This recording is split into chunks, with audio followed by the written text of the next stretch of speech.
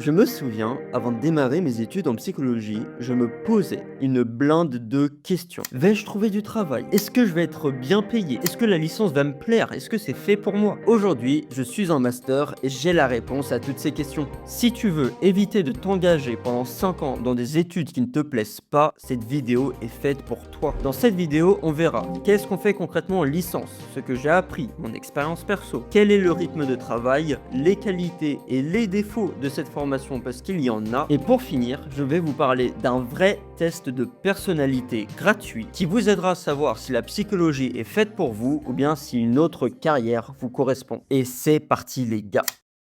Numéro 1, en psychologie, il n'est pas que question de santé. Et c'est là où tu te rends compte que le champ de la psychologie est en réalité hyper vaste. En troisième année de licence, lorsqu'il fallait faire ses choix de master, je m'étais rendu compte que la santé des gens ne m'intéressait pas trop en fait. J'ai toujours eu des bonnes notes en psychologie clinique ou en psychopathologie, mais lorsqu'il fallait se projeter professionnellement dans ce domaine, j'y arrivais pas. Et honnêtement, c'est un peu une situation de merde parce que 80% des matières en psychologie abordent les questions de santé. En licence, en psychologie du développement, vous allez aborder les questions d'autisme, de dyslexie, etc. En psychopathologie, les questions de troubles de la personnalité, de schizophrénie, etc. En psychologie clinique, dépression, troubles anxieux. En neuropsychologie, maladie d'Alzheimer, prosopagnosie, agnosie visuelle, tout ça. Et donc, le plus important, les questions de santé, j'arrivais pas à me projeter. Jusqu'au moment où j'ai découvert la psychologie du travail. Je suis actuellement en master de psychologie du travail et dites-vous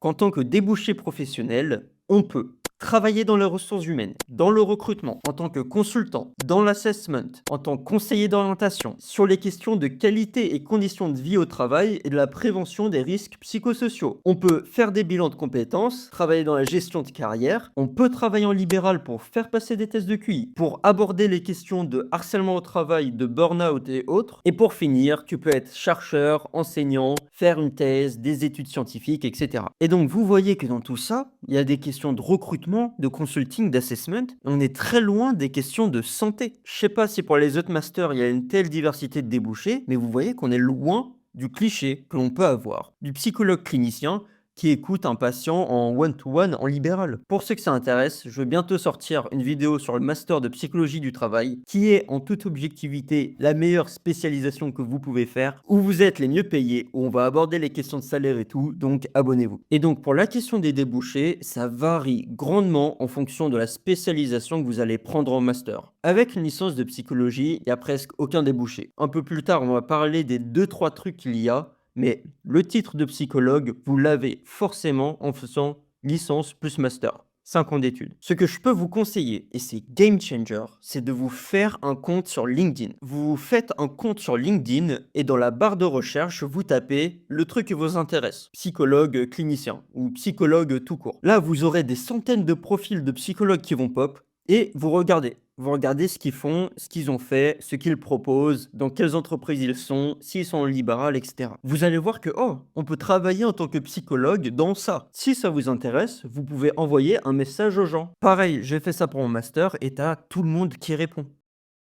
Numéro 2, vous avez le temps. Je vais dire 2-3 trucs sur le rythme de travail et littéralement, à Paris-Cité, voilà, j'ai fait ma licence et mon master à Paris-Cité sur le, je sais pas, enfin, il y a différents campus, à Boulogne-Billancourt, peu importe. À Paris-Cité, et de ce que j'ai compris dans la plupart des universités, la présence au cours n'est pas obligatoire à 90% des cours. En général, par semestre, il y a 8-9 matières et la présence était obligatoire à 2 cours. C'était les cours d'anglais pour les psychologues et les cours d'apprentissage par la recherche. Apprentissage par la recherche, vous allez faire des mini-études scientifiques, lire des articles scientifiques, etc. Donc, pour commencer à taffer, pour acquérir de l'expérience professionnelle, je sais pas, dans les restaurants, dans les magasins, en tant qu'animateur ou faire un service civique, tout ça, vous pouvez grave. Comme rythme de travail, ça dépend des gens, mais vous avez le time sans déconner. Vu que j'habite loin de l'université, que je taffais à côté, etc., littéralement, j'allais que aux cours obligatoires et j'ai validé ma licence avec 12-13 de moyenne. Et donc, en licence, vous avez le temps et je pense que j'avais besoin de ce temps parce qu'il y avait d'autres trucs qui me plaisaient, je voulais faire d'autres trucs à côté, etc. Numéro 3, on va passer aux avantages et aux inconvénients de la licence. J'ai noté quelques idées en vrac, peut-être ça va Planter des graines chez vous. Numéro 1, en tant que psychologue, c'est facile de se lancer en tant qu'indépendant. Je ne sais pas si vous avez l'âme entrepreneur, si vous voulez ne pas avoir de patron, etc.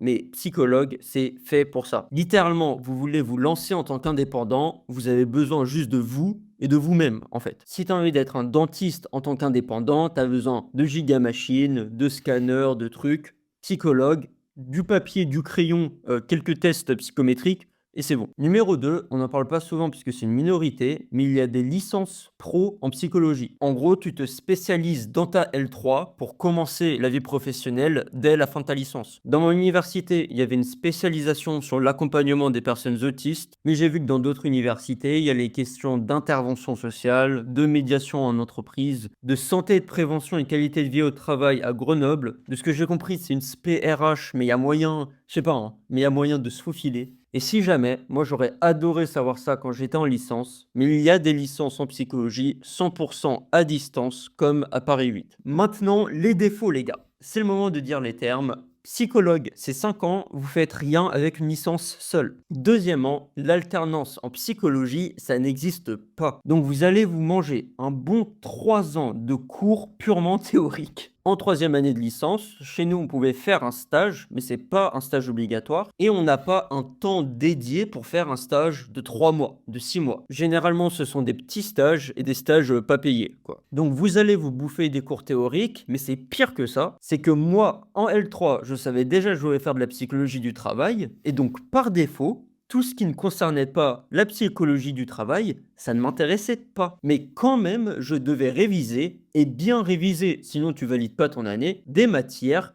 que jamais je n'allais utiliser dans le futur. Et donc ça, c'est un problème des formations générales, c'est que j'ai regardé mes notes, et 90% des cours, des trucs que j'ai appris, ne me serviront pas dans le futur. En psychophysiologie, on a appris ce qui concerne le faisceau vertical occipital, le fusiform face area, le gène COM-T impliqué dans la dégradation de la dopamine. Donc ça, en psychologie du travail, on parle de recrutement en entreprise. C'est deux mondes, les gars, ça n'a rien à voir. Donc c'est un peu une souffrance, c'est un peu galère, mais force à vous lorsque vous allez passer votre licence. Quatrième, cinquième défaut, c'est le salaire. Encore une fois, ça dépend des spécialités, mais par exemple, une prof de clinique qu'on a eu en licence nous disait que régulièrement, on n'avait pas des contrats genre temps plein CDI. C'est généralement un contrat, on fait 10 heures par-ci, 5 heures par-là, 10 heures par-ci. Pour les salaires en tant que psychologue dans le milieu de la santé, on tourne autour des 2000 euros net par mois. On a accès par exemple au salaire des psychologues de l'éducation nationale et c'est dans ces eaux-là. C'est 2000 euros en début de carrière. Pareil, en hôpital, dans la fonction publique, il y a des grilles. Je mets des infos que je trouve sur Internet. En psychologie du travail, quand on travaille dans le recrutement, dans l'assessment chez BNP Paribas, Deloitte, etc., les salaires montent et je vais en parler dans ma prochaine vidéo, donc abonnez-vous les gens.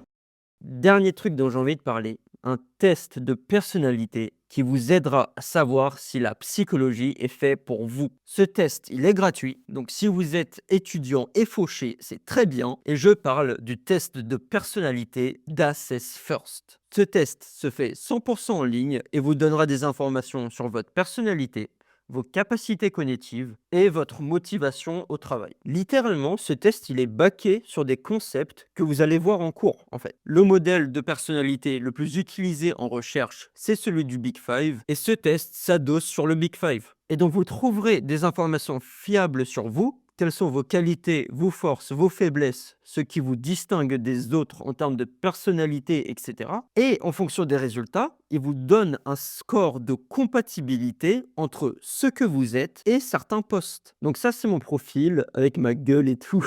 Et donc, il vous donne des informations à propos de vous. Voilà, apparemment, j'aime bien développer une vision, anticiper les obstacles, mais pas trop perfectionner et contrôler. Et tout à la fin, explorer vos perspectives de carrière. Et il vous donne des pourcentages de compatibilité avec certains tafs. Chargé de partenariat, ils mettent bien. Ingénieur commercial, ils mettent bien. Dans la vente, dans la vente, dans la vente, dans la vente, ils mettent bien. Et donc, vous pouvez mettre psychologue ou bien d'autres métiers. Regardez à quel point ça fit et surtout regarder pourquoi. Et sans déconner, quand j'ai fait ce test, mais aussi le Hexaco, on va en parler dans une autre vidéo, etc., ça m'a donné du food of thought de fou en fait. C'est un super outil, un super support pour réfléchir à propos de vous-même. Quand je regardais les détails de pourquoi la vente pourrait me plaire, mais en fait, je lisais les trucs, je lisais la description, je me disais, mais ouais, en fait, il y a un monde où la vente me ferait kiffer plus que d'autres métiers. Et oui, on peut pas réduire vos ambitions, etc. à un score. Si vous regardez cette vidéo, que vous avez 17-18 ans, peut-être que votre personnalité est encore malléable. Si vous voulez un vrai accompagnement,